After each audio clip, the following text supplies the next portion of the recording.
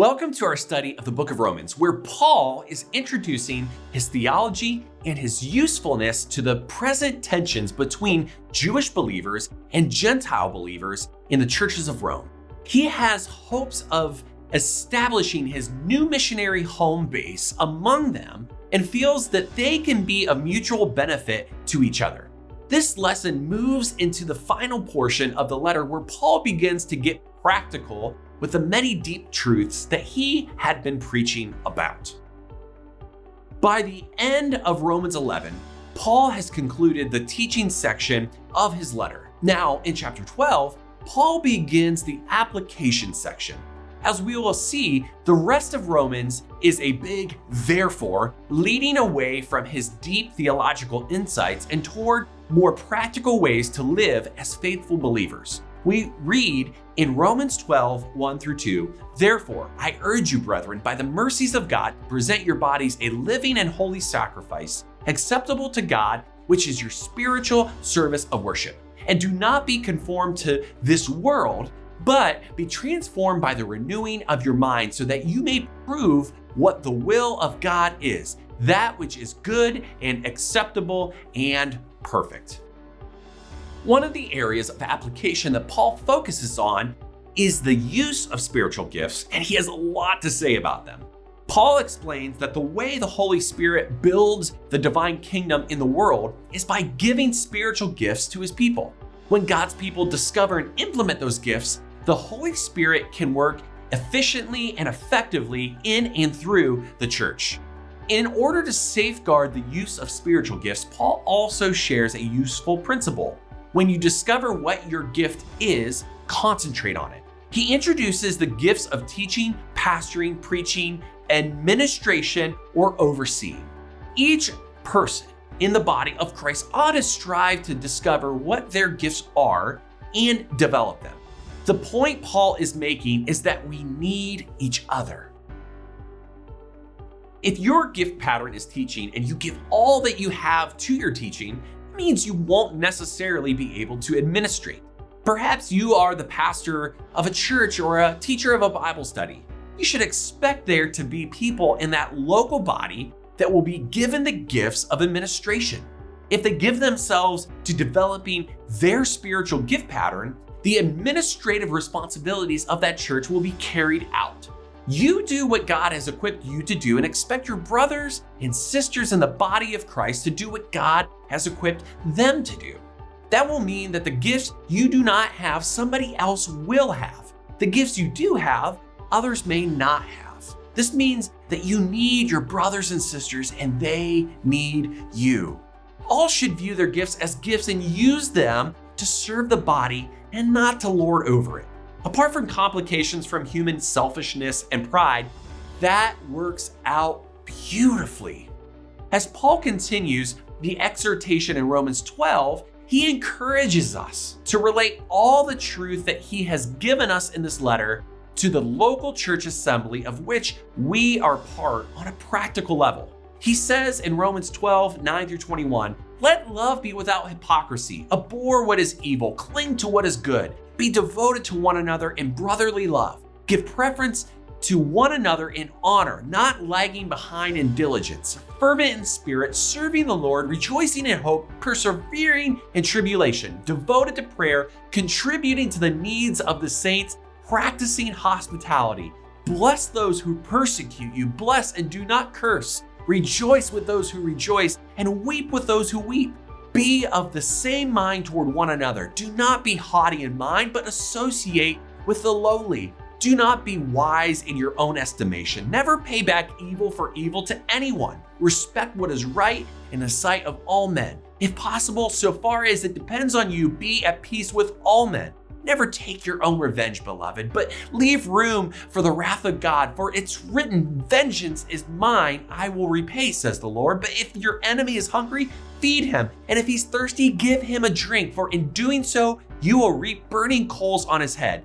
Do not be overcome by evil, but overcome evil with good." Paul is emphasizing zeal for the things of God, humility before God and men, and stewardship of that which God has given us. When you get into chapter 13, Romans becomes even more practical. There is an emphasis on the everyday, real-life application of the gospel to our world. In chapter 13, verses 8 through 10, we read, "Owe nothing to anyone except to love one another. For he who loves his neighbor has fulfilled the law. For this, you shall not commit adultery. You shall not murder. You shall not steal. You shall not covet. And if there is any other commandment, it is summed up in this saying, you shall love your neighbor as yourself. Love does no wrong to a neighbor. Therefore, love is the fulfillment of the law." He lists more below in verses 13 and 14, saying, "Let us behave properly as in the day, not in carousing and drunkenness, not in sexual promiscuity and sensuality, not in strife and jealousy, but put on the Lord Jesus Christ and make no provision for the flesh in regard to its lust."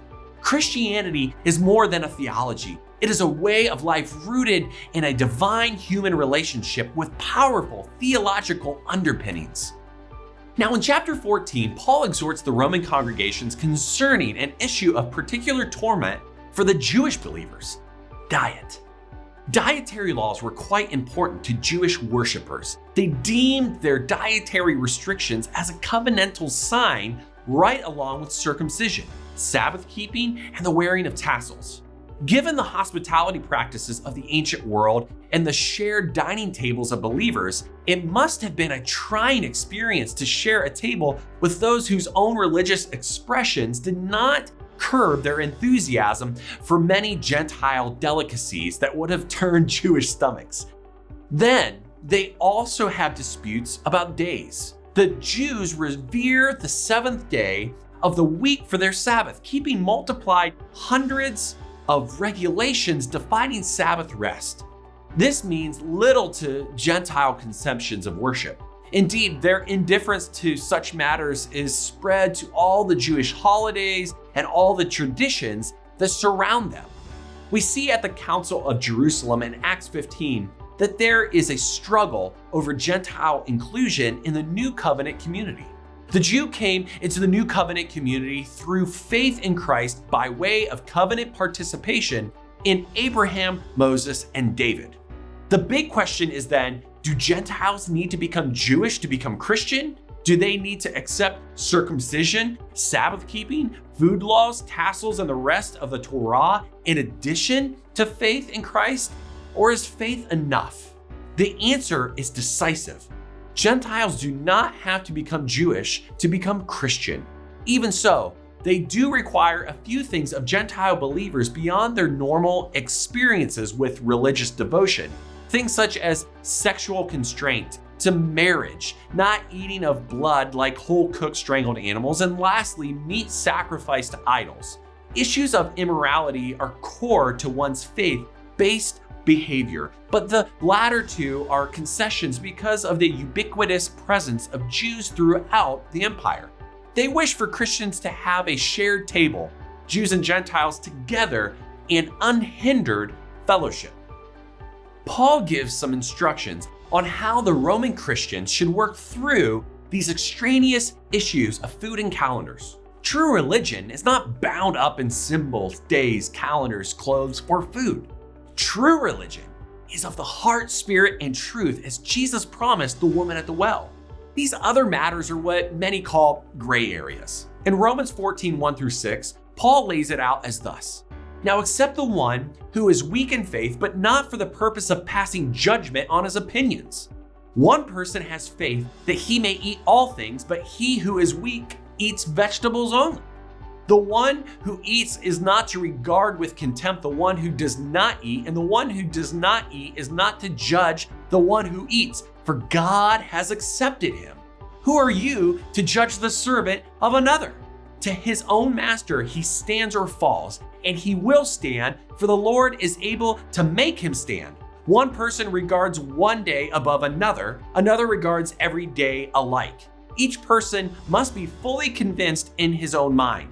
He who observes the day observes it for the Lord, and he who eats does so for the Lord, for he gives thanks to God. And he who does not eat for the Lord, he does not eat, and gives thanks to God. We sum up Paul's position as, let your conscience be your guide. Each of us will stand before the judgment seat of God and give an accounting of ourselves.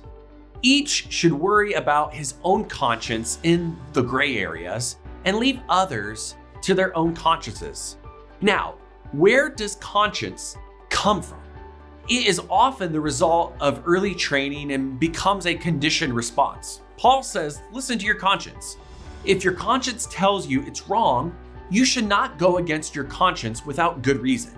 So let Jewish people respect their diet and their holy days, for they do it unto God as faithful service, and God accepts it as such. Just so, the Jews should understand that no matter how much these things mean to them, they have no root in the Gentiles' heart service, and God accepts them too.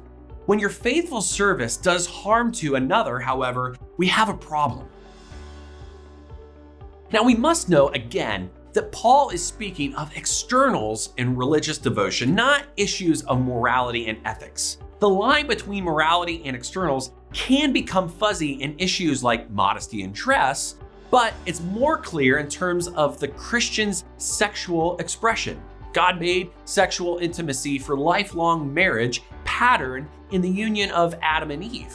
The issue can also get fuzzy in terms of food when alcohol consumption creeps towards drunkenness and addiction. The Christian needs to strive to reflect God's divine order in Torah, honoring the image of God in others and being open to the conviction of the Holy Spirit as to how to conduct oneself for the glory of Christ before fellow believers and the world. We are to look at those around us and glory not in our own freedoms and desires, but in honoring the fact that these around us are those for whom Christ died, and shall we harm them for our own selfish freedoms? In chapter 13, Paul has something to say about the way you apply his discussion to government. In Romans 13:1, he tells us that every person is to be in subjection to the governing authorities, for there is no authority except from God, and those which exist are established by God. 3 times, Paul will say that the governing authorities are the ministers of God. Paul says in Romans 13 that God uses government to exercise his justice. The wicked must not be allowed to do as they please. Peace and order should reign, even if it is an imperfectly conceived order. It is God who tells us there is such a thing as right and wrong. Law finds its origin in God, even when implemented by those who do not honor him. Therefore, governing authorities ought to find their authority in God. So, we should seek to live under the laws and governmental authorities that God has placed over us as peaceably as we can. There are complexities to this portrait when considering the whole context of Scripture. We respect government's role within the bounds of our obligations to God and Christ, as Peter says in Acts 5:29. We must obey God rather than man.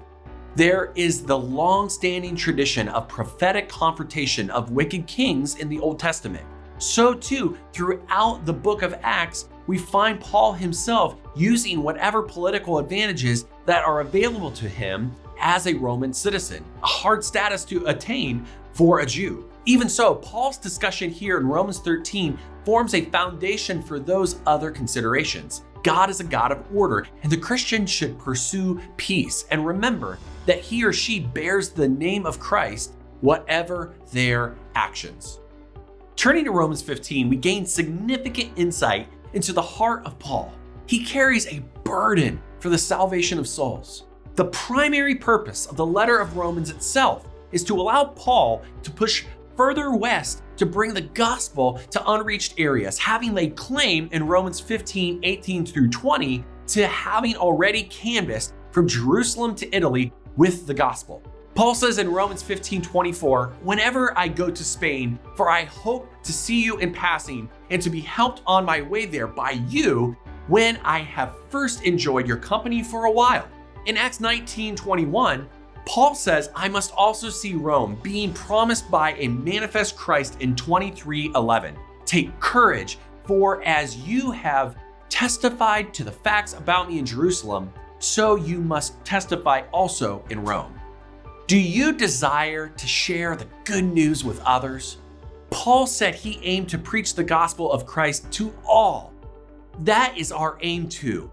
And as you have gone through this lesson, we pray it becomes your goal to go forth and preach the gospel of Jesus Christ to everyone who will listen.